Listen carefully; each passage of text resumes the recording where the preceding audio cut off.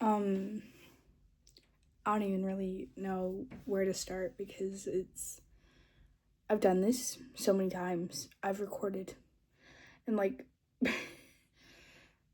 every single time it gets more and more awkward because it's like, what do I say? What do you say at that point? Um, so for those of you that don't know, I was part of Remnant Fellowship, which was basically a weight loss cult. Um, a very still active weight loss cult. Um, that I definitely know that I'm very lucky that I am even allowed to sit in my room and talk about stuff like this, because I know that there are so many other people that have had way worse experiences and have experienced things that are just so much worse than I've even imagined. Um, but this is my story. This is what happened to me. Stuff that still happens to me, and just kind of the side effects of what has happened. I don't think I'm going to squeeze everything into this video. There probably will be multiple videos. I've already tried uploading like one video already within the last 24 hours, and that didn't wind up working out.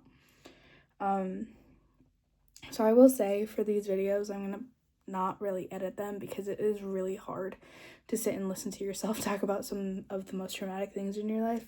So this is probably going to be like raw, unedited, like you're just going to be like, girl, what is this? And I'll be like, yeah. Anyway, so kind of like with the basic rundown stuff of what you need to know about Remnant. Remnant was founded by Gwen Chamberlain. She died in 2021 in a plane crash.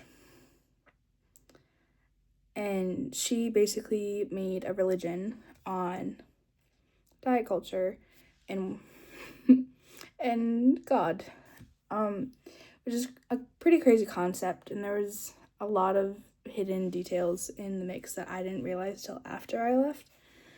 I was 8 when I first joined. Well, I didn't really join, but my mom made us all join at the time.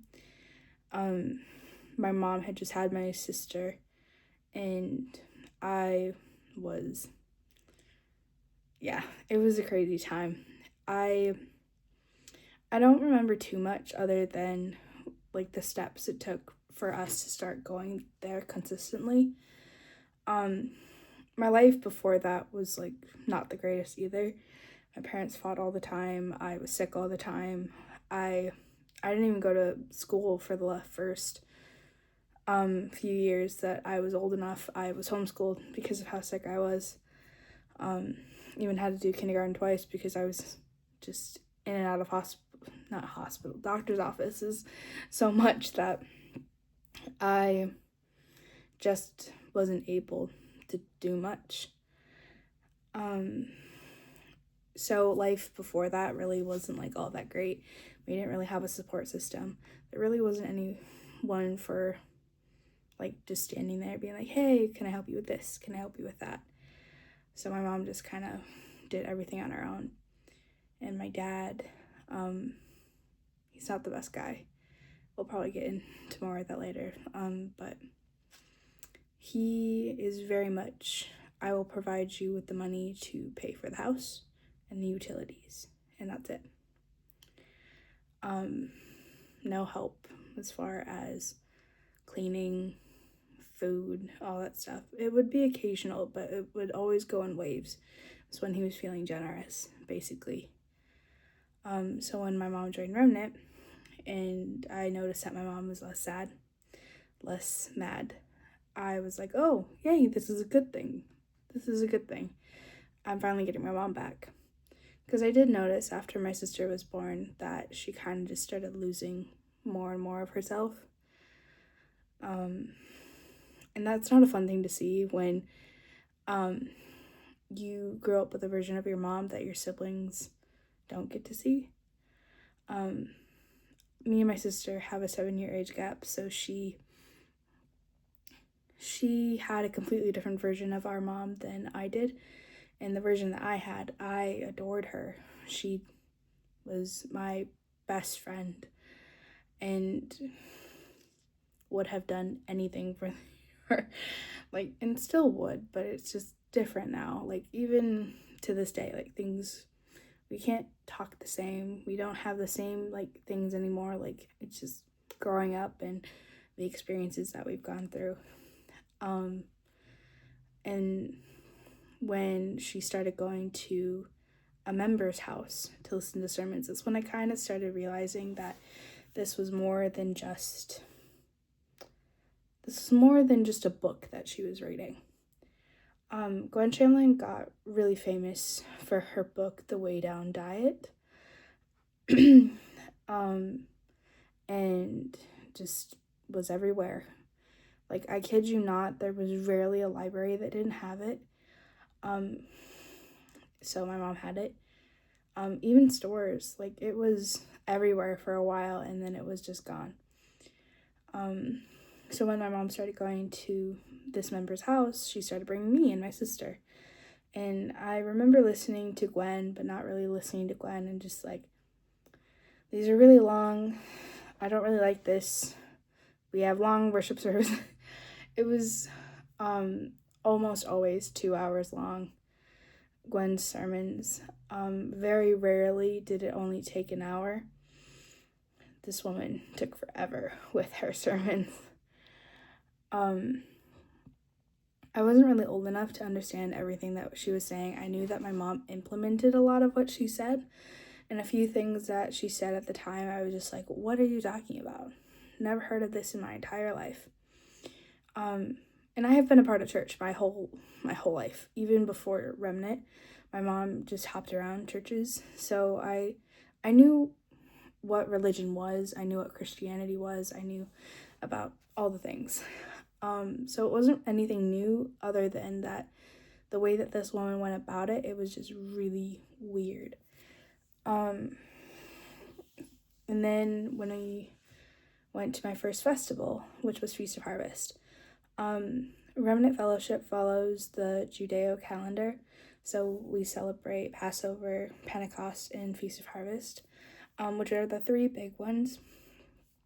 And everyone suggested to go. So my mom's like, oh, I'm suggested to go, I'm gonna go.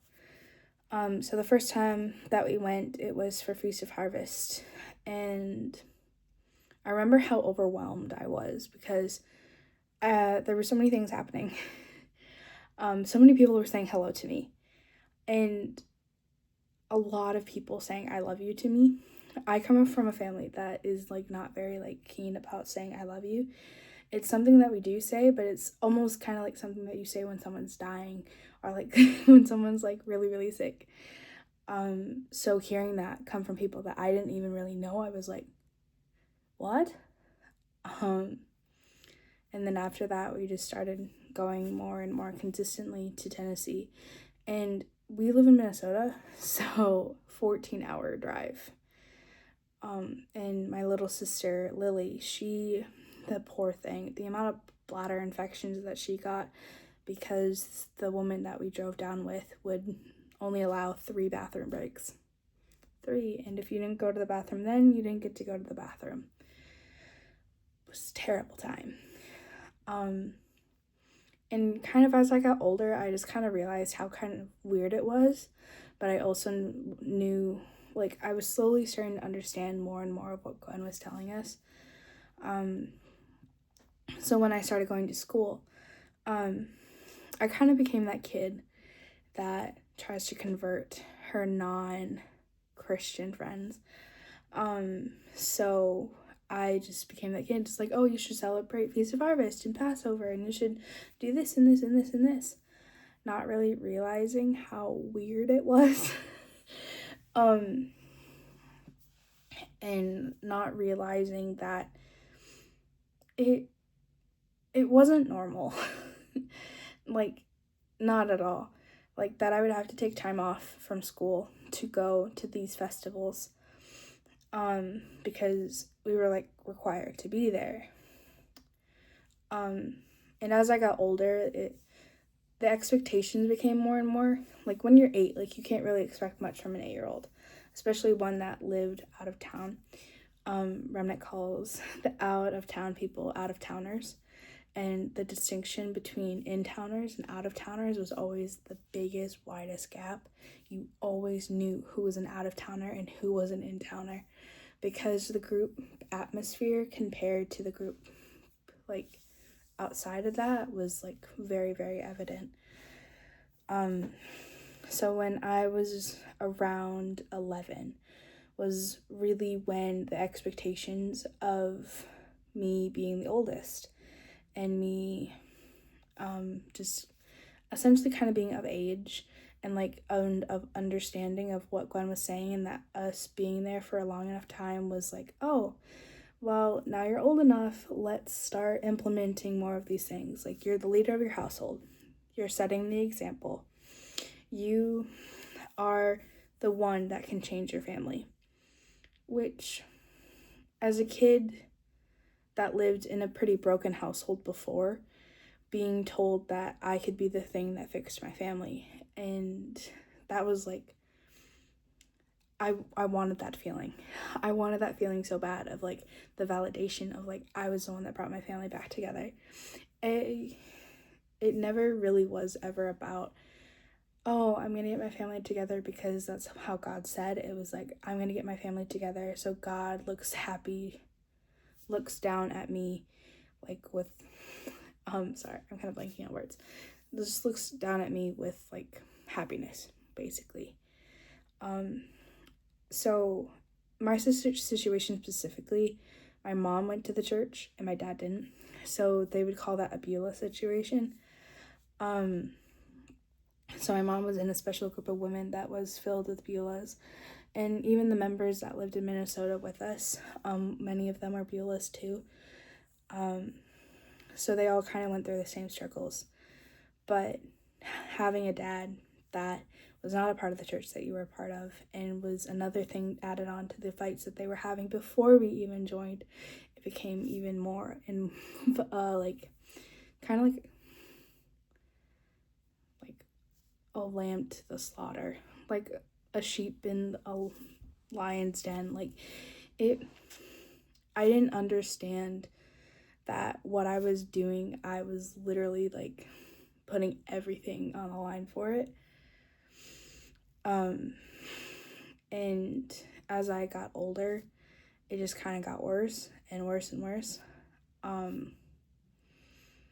until it got to a point where I was 13 and I wasn't making the best decisions, because I was like rebelling. Like, I didn't really want to be doing these roles anymore.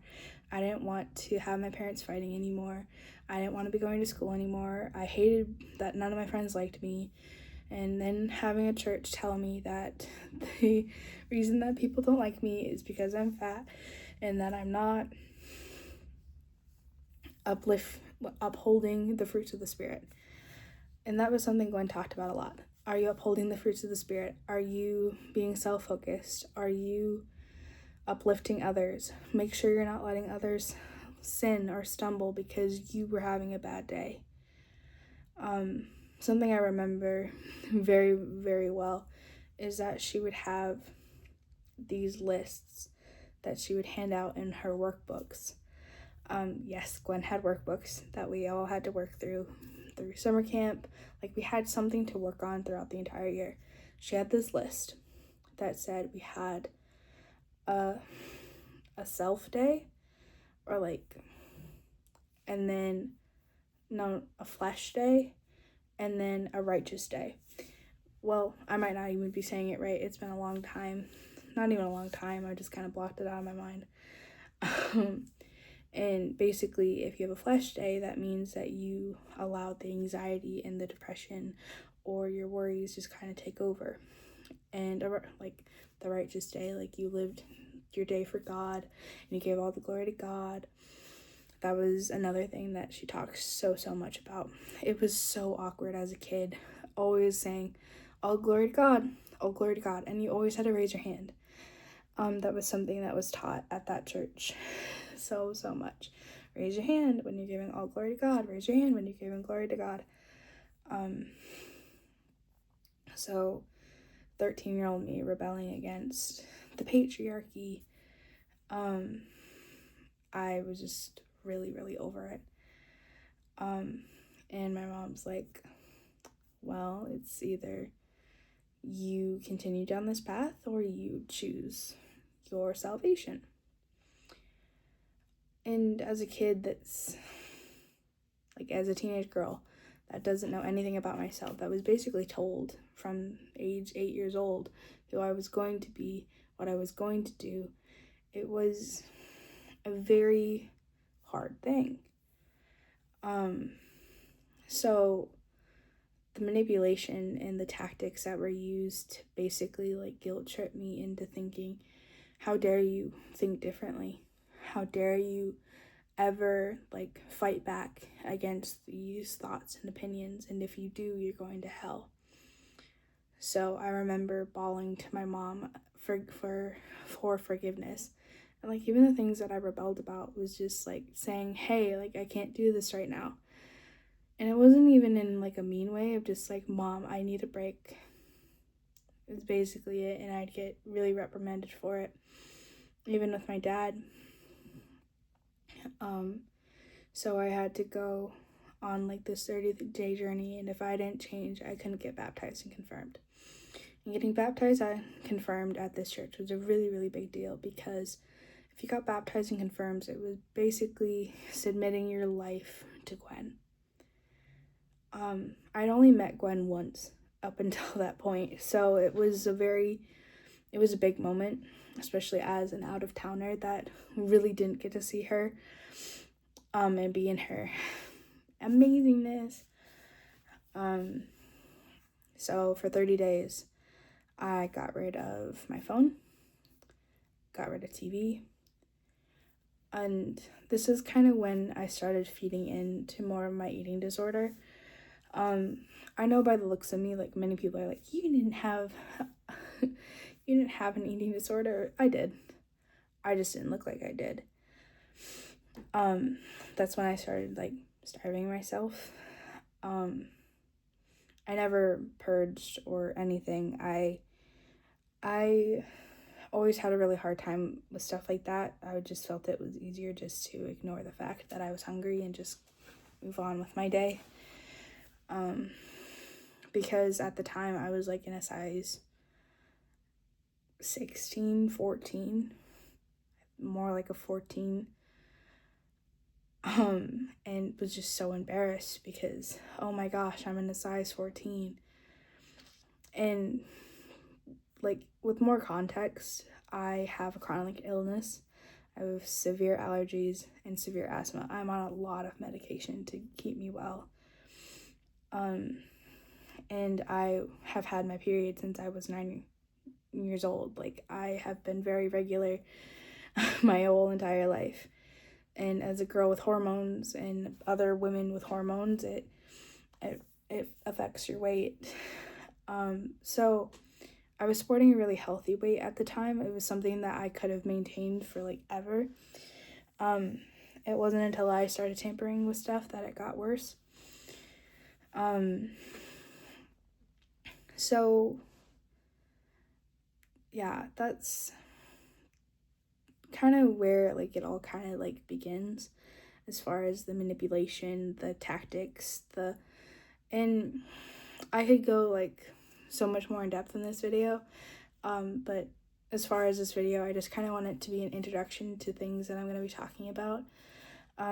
For the next video, I'm going to be talking a bit more about the things that have been said in my household, things that were said to me at Remnant, and just some situations that did come up as a girl, a part of the youth, and a girl that they were trying so desperately to get to move there. So yeah, I'm not gonna address everything in this video because otherwise this video would wind up being like 2-3 hours long. So I hope you enjoyed listening, and I hope this helps somebody someday. even if it's just like a very bad unedited video. I hope it helps. So that's everything. Okay, bye, wonderful people.